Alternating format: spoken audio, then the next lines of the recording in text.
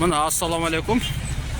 Gireyim dedi. Мына кирейин десең место жок. Себеби бул жер муниципалитеттин жери болгон. Жаппаш керек да, саат азыр саат эми эле 6 болду. 6 болгондо эле жаап койгон. Парковканы иштеттиңерби, базар болгон үчүн түнкү саат жок эле дегенде 8ге чейин, караңгы киргенге чейин. Азыр ичинде машина турат, сыртта монтип машиналар тыгылып калды.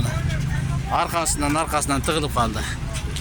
Урматтуу Бишкек шаарынын могу жерге арендага берген, табылга арендага бергендер, карап койбойсуңарбы?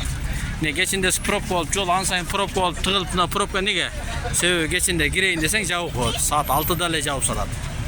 Ачып койсун табылган. Макул, базардын ичи кете береби, кайсы кете береби? Парковка ачык болуш керек.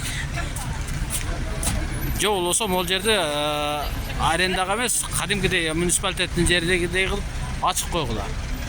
Саат 8ге чейин ачык болсо жакшы. Азыр эми келген машиналар кайсы жака барат парковкасы?